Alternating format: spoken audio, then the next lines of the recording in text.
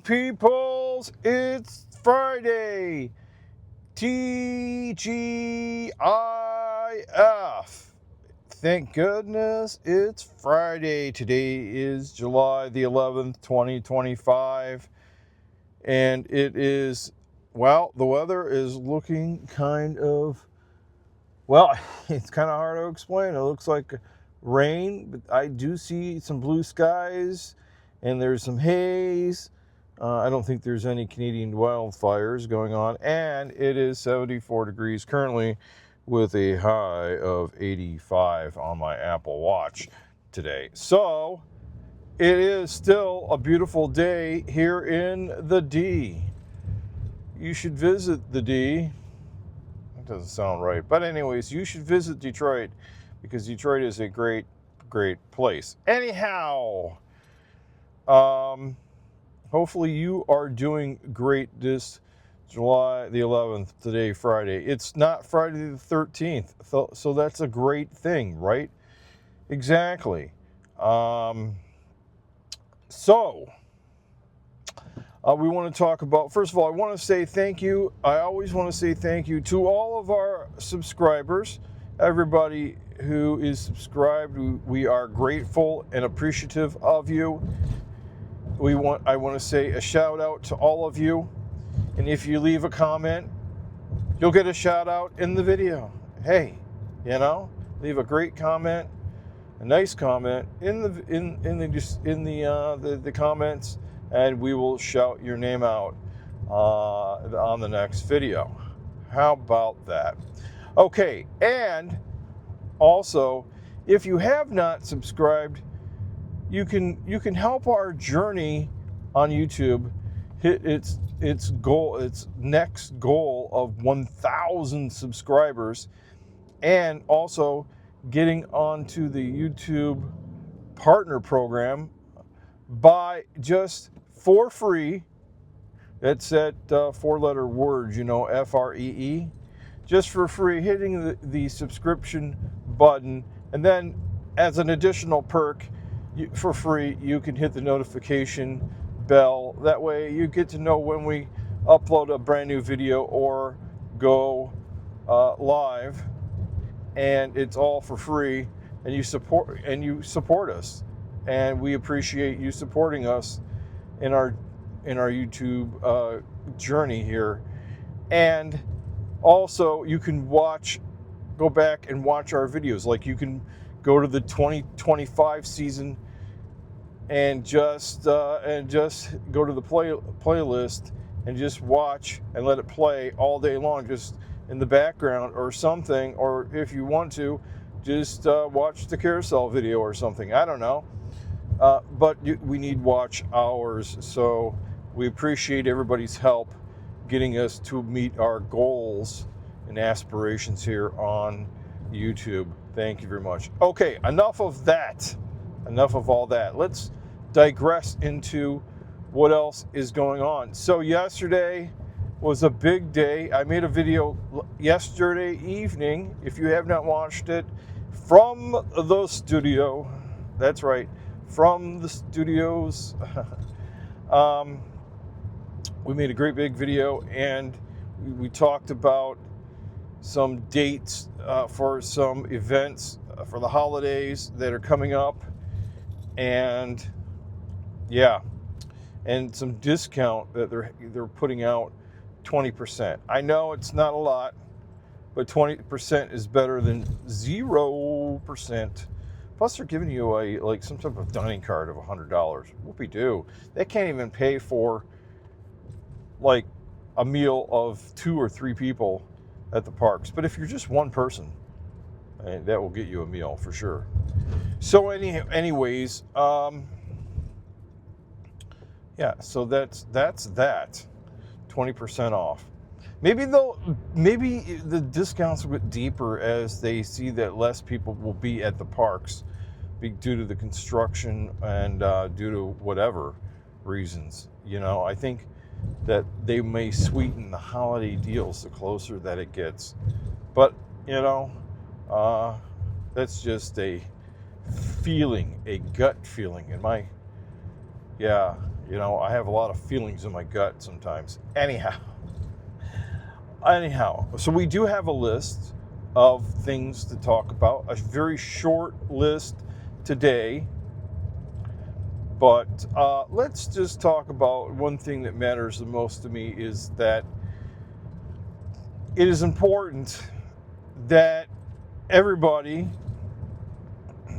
is able to find peace and tranquility, and you're able to distress throughout the week, because you know life is rough and life is hard, and not everything is a piece of cake, or not everything is you know really awesome, you know, all the time. So you know, distressing about things is really important, and cutting down on your drama, or cutting down on the stressors in life that you know, send you over the board. Cutting down on those things that affect you is really important. So whether it's you know, taking a break from social media, or you know, removing yourself from certain situations, or whatever it is, take the time to take care of yourself, and make yourself number one. Anyways, that's all I'm saying. You can take care of yourself while taking care of other people too. That's also another thing. Just make sure that you balance it all out. Okay, enough about that too, right? I mean, I just want to see smiling faces, and now we have said list right here. It's not a huge list. It's but it is a good list. And so I've been talking about this first topic for some period of time now, but now it's starting to get kind of to become a topic in the Disney news realm quite a bit. So I've been saying, what are we talking about? Well, first we're talking about, you know, the Rivers of America has been closed, and the Liberty Bell riverboat is no longer in service. What is going to be happening to the Liberty Bell riverboat? Nobody knows.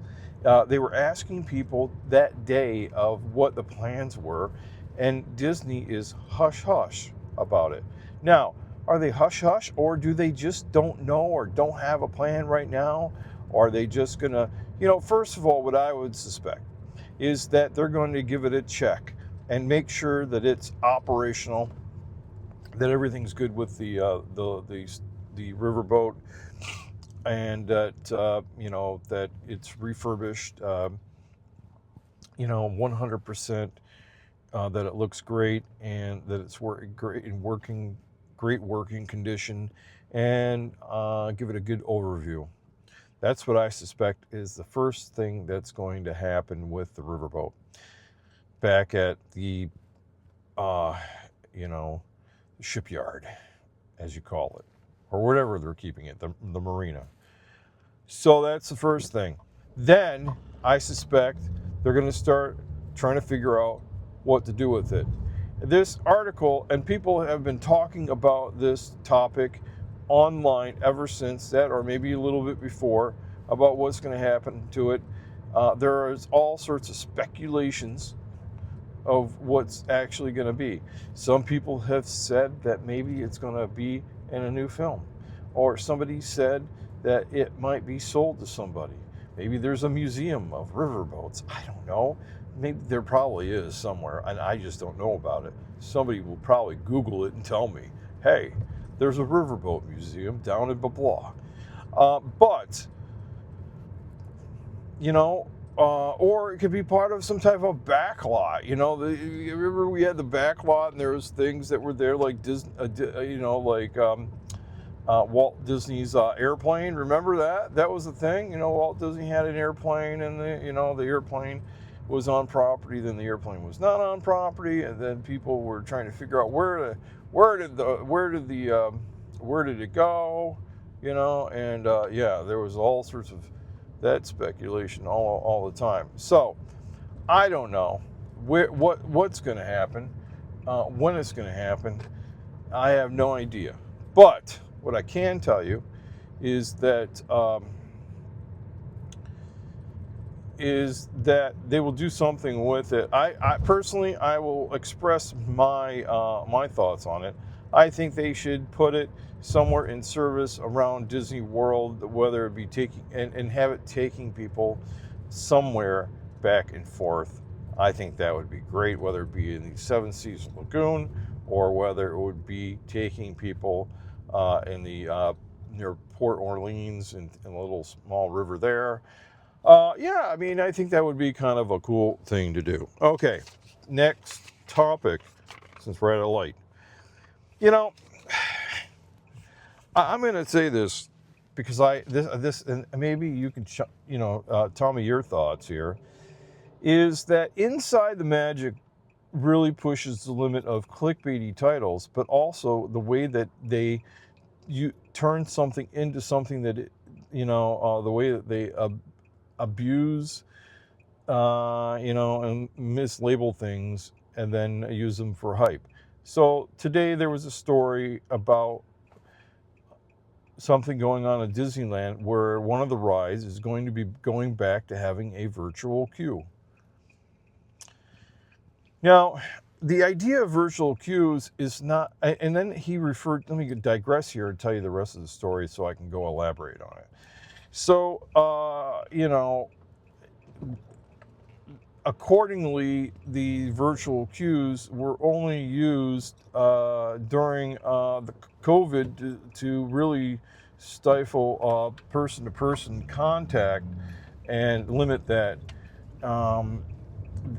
That's what he's alluding to, is that the virtual queues are a pandemic restriction that was taken off, and that was only a restriction. It was like a restriction during that time. Now, here's where I disagree with this. Okay, virtual queues have been used in the history of time for a lot of things, due to the fact that it's a great way. It's like a reservation system. You reserve something at this specific time, and you just come back to it and you go do it. It's a great way to manage crowds. It's a great way to eliminate waits. We use these queues on phone calls that call you back. We use them for dinner reservations. You make a reservation and then you come back and do that. I remember we were doing that for dinner reservations even before the pandemic happened. You would make your dinner reservation, walk up, make a reservation, come back to the time that your reservation is made for.